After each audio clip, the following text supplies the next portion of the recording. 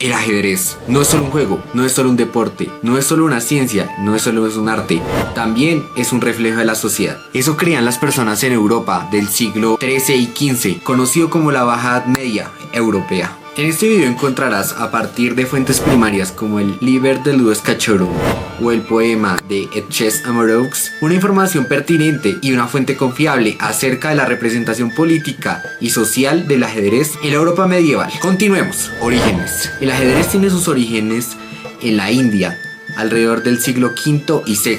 Representaba las 4 ramificaciones del ejército indio: la infantería, la caballería, los elefantes y los carros de guerra. Más tarde, con la expansión islámica y persa alrededor del siglo VI y VII, su nombre se denominó Shatranj, donde las piezas adquirieron nuevos nombres y nuevos movimientos. Después de la expansión persa, llegamos a la península ibérica, Europa. Nuevas piezas. Entre las nuevas piezas encontramos los obispos, que se representaban con los alfiles, la caballería, los caballos, las torres donde vivían los reyes, sobre todo el papel dominante de la dama, la cual se reflejaba alrededor del rey y podía moverse a través de todo el tablero. Podría pensarse que el ajedrez sería tomado solo como un pasatiempo en estas altas alcurnias de la sociedad. Sin embargo, estamos lejos de esa realidad. El ajedrez representó no solo un pasatiempo, sino una forma de educación en estas élites gobernantes. Pero antes de continuar, tenemos que tener en cuenta la población que vivía en esta Europa alrededor de los siglos XIII y XV. Es una población que sobrevivió a uno de los efectos más devastadores en la humanidad: la peste negra, entre 1347 y 1352. La peste negra no solo redujo la población mundial, sino también cambió drásticamente las bases del sistema feudal. La escasez de mano de obra permitió nuevos cambios, nuevos flujos entre esta sociedad, permitiendo a diferentes personas y clases sociales tomar roles económicos diferentes dentro de la sociedad. Una de las figuras principales que podemos encontrar nuevas dentro de la oligarquía social es la autora Christine de Pisan, considerada una de las primeras escritoras profesionales dentro de la sociedad europea. Dentro de sus obras encontramos el género literario de espejos para príncipes, los cuales eran tratados que servían para educar a los príncipes, princesas y demás cortesanos que fueran a ser parte de la corte real, tanto de Francia como de Italia como de España. En varios de sus escritos, Christine utilizó el ajedrez para representar un orden social diferente, donde cada individuo mantenía el orden cívico y social dentro de la sociedad. Dentro de este género literario encontramos nuestra fuente primaria y nuestro autor, Liber de Ludo Scacciorum, de Jacobs Cesolis. ¿Quién era este autor? Todavía no lo sabemos. Probablemente, de la poca información que tenemos acerca de él, es que era un sacerdote italiano que vivió alrededor del siglo XIII en Europa. Escribió su obra culmen, Liber de Ludo Scacciorum, la cual fue traducida en más de 300 idiomas. Este texto trata sobre el reino de Babilonia y cómo el hijo del rey Nabucodonosor lo asesinó para poder dirigir el reino. Debido a este asesinato, el consejero real decidió crear un juego llamado ajedrez para poder educar al nuevo rey y que éste expiara sus pecados y pudiera reconocer la estructura social del nuevo reino que tenía que dirigir. Es así que en el libro uno de los capítulos está dedicado a la representación de cada pieza. De derecha a izquierda podemos ver cada papel de cada peón. El primero, que está ubicado frente a la torre, es el campesino, el cual es el responsable de proveer alimentos a todo el reino. El herrero estaba delante del caballo, ya que su labor era esencial para equipar la caballería con herraduras, armas y monturas. Los notarios y trabajadores textiles se ubicaban frente al alfil, reflejando su papel en la burocracia y el comercio.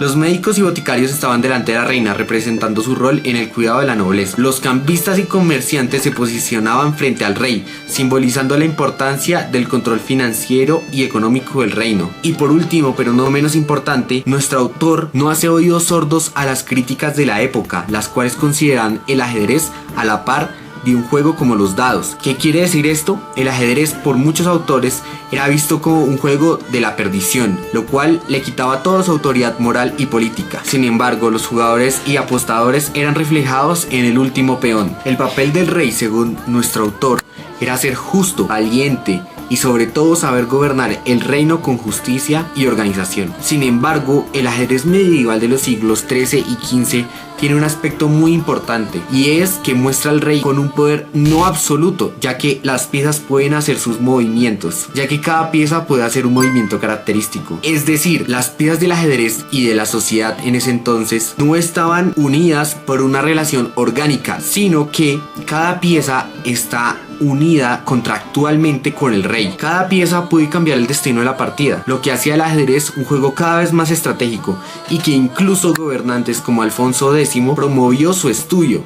De hecho, en su libro de los juegos, destaca el ajedrez como un juego primordial, diferente totalmente a los dados y a los juegos de apuestas de ese entonces. Mientras el ajedrez se adentraba en el mundo europeo, existieron cada vez más géneros literarios que abarcaron este maravilloso juego. Podríamos destacar los poemas como Le Chess Amarux, donde el ajedrez se convierte en una metáfora del amor cortesano, donde cada movimiento representa la estrategia y el deseo. Pero no se queda atrás también textos religiosos como Les Miracles de Notre Dame, demuestra cómo el ajedrez se usó para hacer una alegoría entre Dios contra Satanás. Otro ejemplo perfecto sobre los géneros literarios que exploró el ajedrez lo podemos encontrar en el poema de Roman van Wallenstein, donde el rey Arturo convoca a su corte a un banquete. Al terminar la comida, un juego de ajedrez mágico entra por la ventana. El único caballero que se muestra con deseos de recuperar el ajedrez es Wallenstein. El ajedrez representa un orden jerárquico, y sobre todo mientras avanza el poema nos damos cuenta que el ajedrez siempre se representa como un medio para lograr estabilidad y armonía. Es así que se desarrolla una de nuestras principales hipótesis: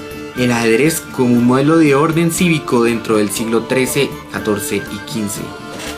¿Qué podemos decir de la figura del rey dentro de nuestra fuente primaria? El rey era en esencia un hombre, pero también un representante de Cristo. Sin embargo, en el siglo XIII, esta imagen cristocéntrica empezó a cambiar hacia una realeza centrada en la ley, y más tarde una realeza centrada en la política. El príncipe ahora también está sometido a la justicia. La inclusión de los obispos fue polémica, más que todo en Italia, debido a las luchas papales y seculares en el siglo XIII. También, ¿qué podemos decir del lector de este libro? Y es que Cesolis le da un papel muy importante al lector, situándolo activamente como un ciudadano que debe decidir el papel y el rol de cada pieza durante la partida. El lector debe vigilar su propio comportamiento. Por último, quiero hacer hincapié en las diferencias que igual existieron en esta época, y es que títulos como Quaedam, Moralistas de Sacario, muestran que el ajedrez realmente es un simbolismo de la depravación de cada una de las profesiones de la sociedad europea medieval. En esta alegoría, las únicas piezas que se salvan son el rey y la torre. El rey puede mover un espacio hacia cualquier lugar, ya que tiene control absoluto pero no desmedido de su reino. La torre, por su parte, también se salva, ya que ella se mueve horizontalmente y verticalmente, pudiendo recorrer todo el reino con justicia. El caballo es visto con maldad, ya que es una pieza que puede saltar y retroceder, cobrando impuestos, haciendo estafas y robando a las personas del pueblo. El movimiento en diagonal es ultra peligroso en esta sociedad, y es por esto que los obispos se mueven diagonalmente, ya que ningún obispo logra beneficios sin hacer trampa. Y por último, y no menos peor, la reina, que según estos autores, a diferencia de nuestra fuente primaria y de Cesolis, se mueven de tal forma ya que las mujeres se apoderan de las cosas mediante incautaciones injustas. Y es así cuando llegamos a finales del siglo XV, cuando el ajedrez sufre una verdadera revolución, donde se estudió más a profundidad las nuevas reglas y los nuevos movimientos de las piezas europeas.